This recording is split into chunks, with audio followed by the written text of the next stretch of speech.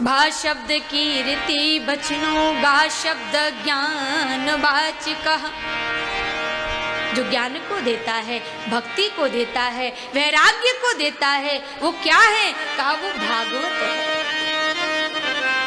और भागवत अक्षर अक्षर ब्रह्म में ईश्वर समाया हुआ है।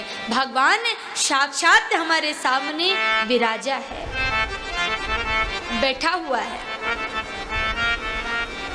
कहा सोए पड़े आज तुम कुछ तो किया करो, राम नाम एक मंत्र है उसको जपा करो। यह भी ना तुमसे बन सके तो यह किया करो कि मंदिर में जाकर रोज तुम तुलसी दल लिया करो। श्रीमद् भागवताख्योयम प्रत्यक्षः कृष्ण एव हि। साक्षात भगवान रूप में विराजे हैं भागवत के। तो हमारे कर्णरंधों को क्या प्रिय लगता है? आजकल की भाषा में बोलूं तो हमारे कानों को एक दूसरे की नुक्ताचीनी बड़ी प्रिय लगती है। सही कह रही हूं ना? एक दूसरे की चर्चा करना हमारे कानों को बड़ा अच्छा लगता है। उनकी बातें जब हम सुनते हैं तो बहुत आनंद आता है। झूठी झूठी प्रशंसा हमारे कानों को बड़ी अच्छी लगती है, उसमें हमको बड़ा रस मिलता है। और जहाँ भगवत चर्चा शुरू हो जाए तो लोग कहते हमको नींद आती है। एक सज्जन भजन कर रहे थे, उनको माला पकड़ा दी तो बोले हमको दीदी नींद बड़ी आती है जब हम भजन करने बैठते हैं तो।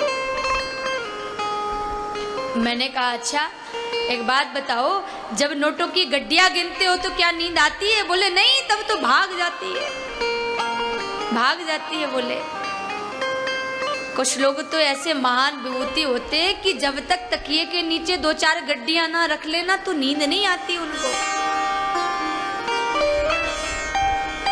तो ये जो मन है ना, इस मन को केवल हमको भगवत गुणानुवाद में लगाना है, भगवान के चिंतन में लगाना है।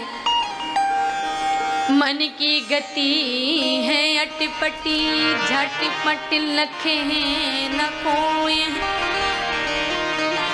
जो मन की खटपट मिटे हैं तो झटपट दर्शन होए। तो मन करता क्या है? कबीर यह मन लालची, समझे नहीं गंवार। भजन करे को आलसी, खावन को होशियार।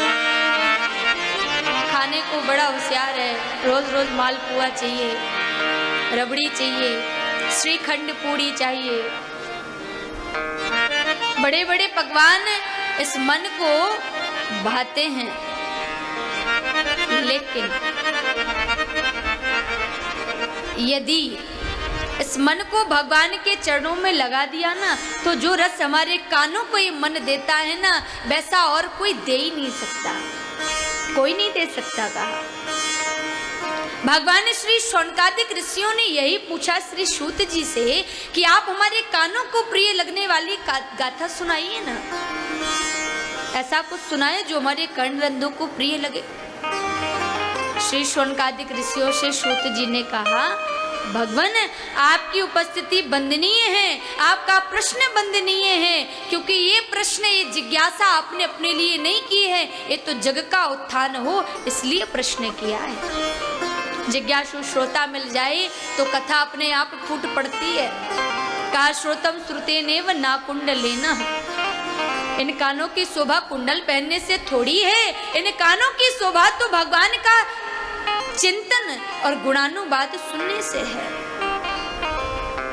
श्रोतम श्रुतेनेव ना कुंडलेना। श्रोता का श्रोतत्व ही वक्ता का वक्तव्य होता है। हाथों की शोभा कंगन पहनने से नहीं है, अपितु दान करने से है। दाने निपाण ऋतु कंकनेनः विभाति काया करुणा परायः परोपकारेण न चंदनेनः।